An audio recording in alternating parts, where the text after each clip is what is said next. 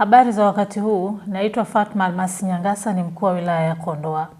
Nichukue fursa hii kwanza kuwashukuru na kuwapongeza wanakondoa kwa jitihada mbalimbali ambazo wanazifanya kuhakikisha kwamba wanaunga mkono jitihada za serikali ya Jamhuri ya Muungano wa Tanzania katika kuiletea maendeleo zaidi Kondoa.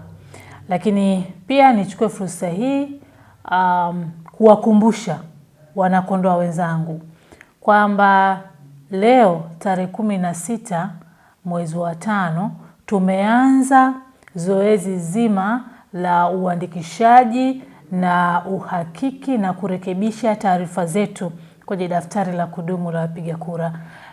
Hiki ndio kitakachotuwezesha sasa kama wewe au mimi kuwa mpiga kura kamili. Unapokwenda kuhakiki taarifa zako, lakini ukizikuta ziko sawa basi inakuwa sawa, lakini ukikuta kuna changamoto basi unarekebisha, unapata nafasi hiyo.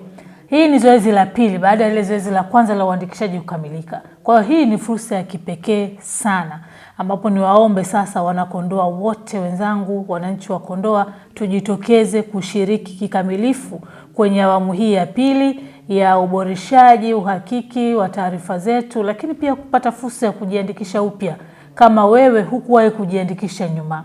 Ni fursa ya kipekee sasa utaipata na wewe uweze kujiandikisha, uwe mpiga kura kamili na uweze kushiriki kikamilifu kama ilivyo haki yako ya msingi kabisa kushiriki kwenye uchaguzi mkuu na mwaka huu tukiutarajia mwezi Oktoba. Kwa hiyo katika awamu hii ya zoezi hili wananchi wote tutapata fursa ya kukagua, lakini tutapata fursa ya kuhakiki taarifa zetu. Je, ziko sawa? Kuna kilichokosewa? Kama kipo basi kitarekebishwa. Lakini pia tutapata nafasi ya kujiandikisha kwa namna moja ama nyingine. Wale ambao hatukupata nafasi hiyo kabla ya hapo katika zoezi lilotangulia, tutapata nafasi hiyo ya kujiandikisha katika zoezi hili.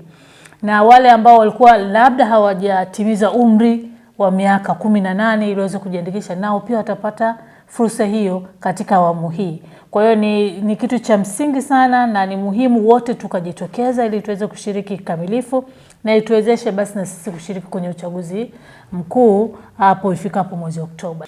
Lakini mbali na hapo, kama una changamoto yoyote, kitambulisho chako kimefutika, kitambulisho chako sijui kionyeshi nini, hapa sijui kuna nini, napo pia ni fursa nyingine ya kipekee ambayo unaweza kuitumia kwa wakati huu, ambapo changamoto yako itasikilizwa, itapokelewa na kufanywa kazi ili kukuwezesha uendelee kuwa mpiga kura kamili na uweze kushiriki kikamilifu katika uchaguzi mkuu mwaka huu unaokuja.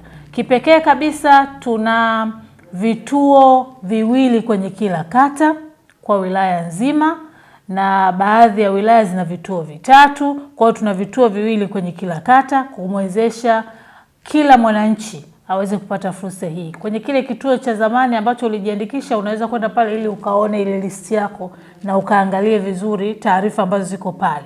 Lakini utaenda kwenye kituo maalum ambacho kimewekwa kwa ajili ya kurekebisha na kuchukua taarifa nyingine, na pale unaweza kusaidiwa kwa namna ambavyo inafaa. Kimsingi serikali imejipanga vizuri kuhakikisha kwamba wananchi wote wanapata huduma. Wale wote ambao walikuwa hawajaandikishwa ni fursa ya kipekee, wajitokeze waende wakajiandikishe.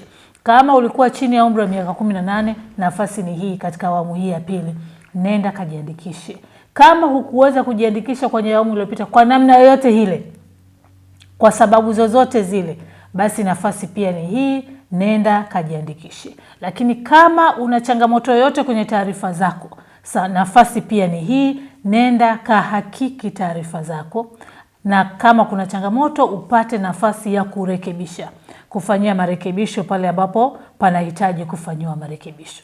Kikubwa na cha msingi ni kuhakikisha wewe mwanakondoa hatukuachi hata mmoja ukiwa hujatumia nafasi hii ya kipekee. Ni fursa yako na ni haki yako ya msingi kuhakikisha kwamba unashiriki kikamilifu katika uchaguzi mkuu mwaka huu 2025 itakapofika mwezi Oktoba mwaka huu. Twende pamoja kuhakikisha kwamba uchaguzi wetu unafanyika vizuri kwa amani na utulivu. Tujitokeze kutumia fursa hii ya awamu ya pili ya uhakiki na uandikishaji katika daftari la kudumu la wapiga kura.